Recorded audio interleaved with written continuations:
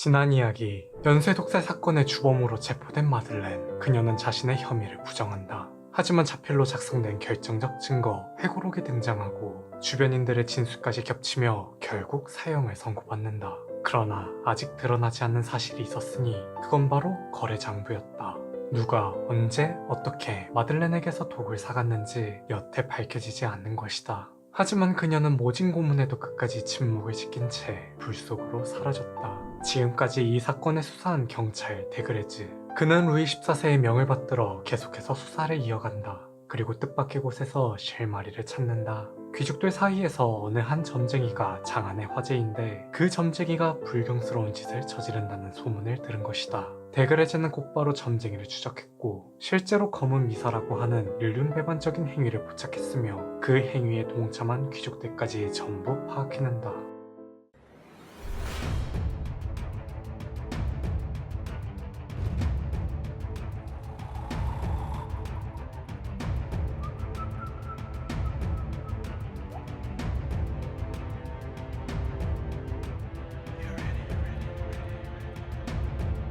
역사로 알아보는 경제 이야기, 방점의 경제사. 몽테스팡은 도대체 왜 그런 짓을 저지른 걸까요? 그녀가 처음 라보아쟁을 만난 건 1666년입니다. 당시 몽테스팡은 자신의 신세를 고치기 위해 루이에게 막 접근한 시기였죠. 그러나 그의 곁에는 루이지가 있어 쉽게 다가가지는 못했어요.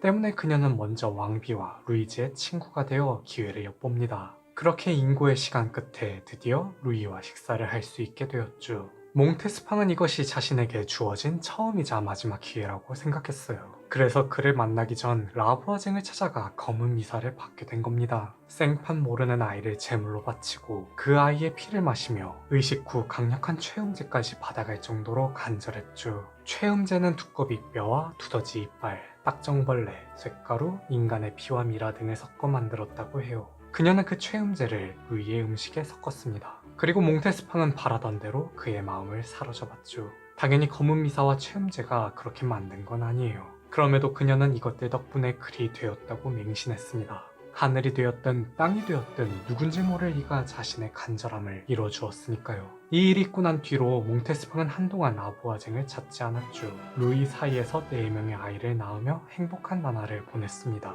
하지만 자신이 루이로부터 그를 독차지했듯 그녀 또한 또 다른 도전자를 마주해야 했어요. 1673년 몽테스팡은 점점 그의 관심이 식어가는 걸 느꼈죠. 이제 잦은 출산과 30대가 된 그녀는 더 이상 젊고 생기 있는 여인들의 상대가 되지 못했습니다. 루이 입장에서도 굳이 몽테스팡과 계속 관계를 가질 필요가 없었고요. 그녀는 불안했죠. 또다시 검은 미사를 진행하고 몰래 그에게 최음제를 먹입니다. 그렇게 몽테스팡의 발악이 시작되었어요.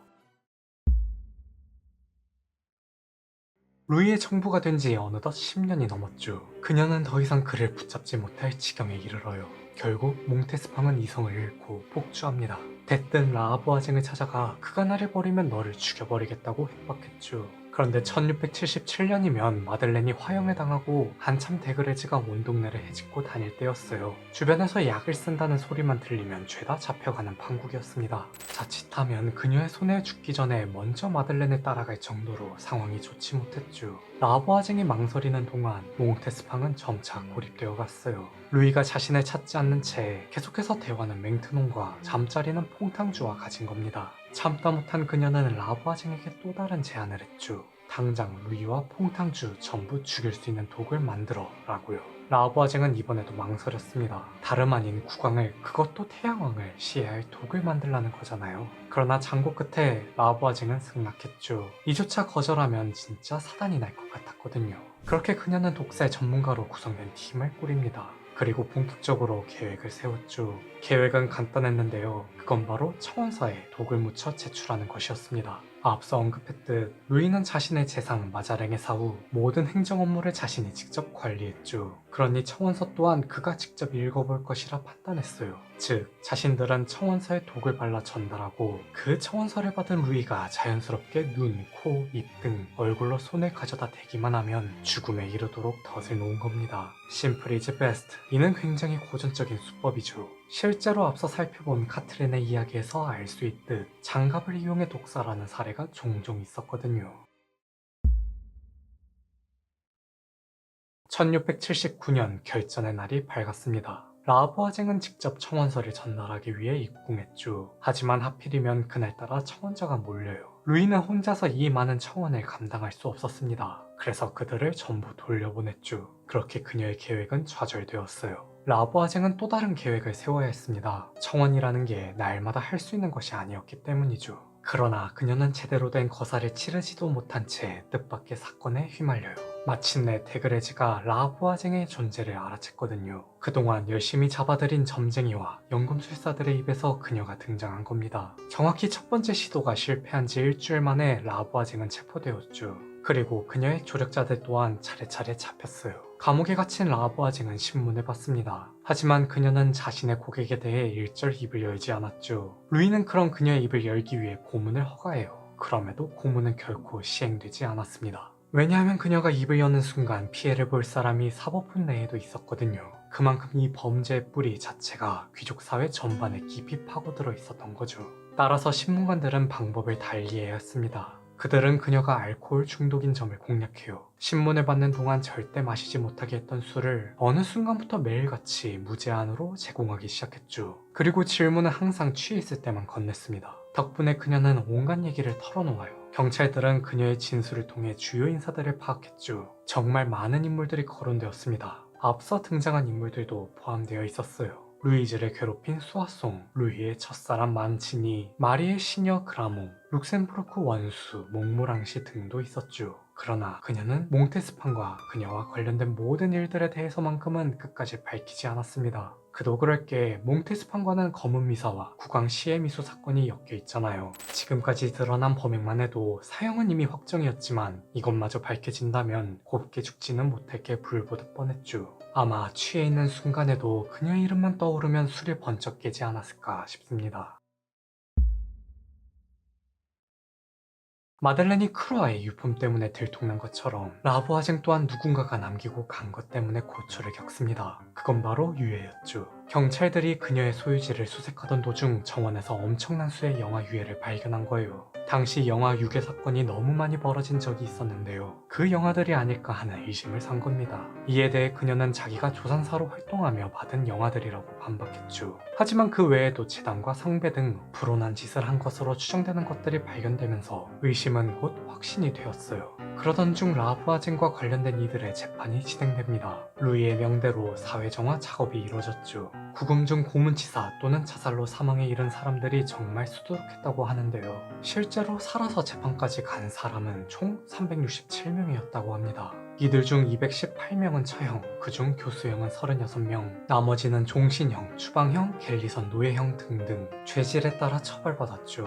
라부아쟁 또한 주술 혐의로 화형을 선고받아요. 사형이 집행되는 날 그녀는 화형대에 오르는 순간까지 끊임없이 저항했습니다. 신부를 밀치고 자신 주위에 쌓인 건초를 밀어내는 등 어떻게든 살아남으려 발버둥 쳤죠. 그러나 노력이 무색하게 불은 그녀를 집어삼켰어요. 루이는 라부아쟁을 끝으로 돌연 수사를 덮습니다. 모두가 의아했지만 한편으로는 고개를 끄덕였죠. 라부아쟁이 화형을 당한 지 얼마 지나지 않아 그녀의 딸 마르그리트가 모든 걸 풀었거든요. 그녀는 신문 과정에서 몽테스판을 언급했습니다. 경찰은 다른 피고인의 진술을 통해 해당 진술이 사실임을 확인했죠. 따라서 루이는 서둘러 수사를 종결시킬 수밖에 없었어요. 왜냐하면 그녀는 이미 그의 아이를 6명이나 낳았기 때문입니다.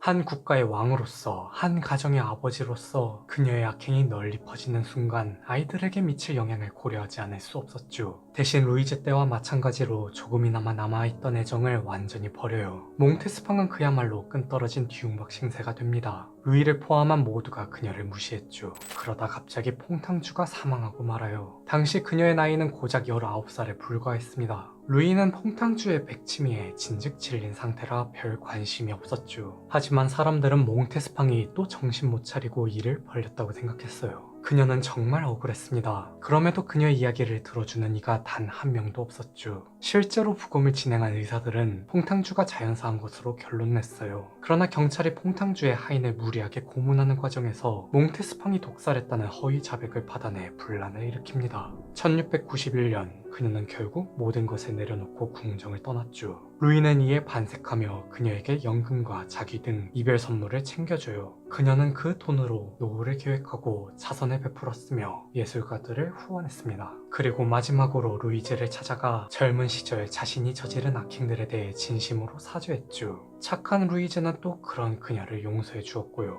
그렇게 루이의 연인들 중 가장 악녀스러웠던 그녀는 67세의 나이로 조용히 잊혀지고 맙니다.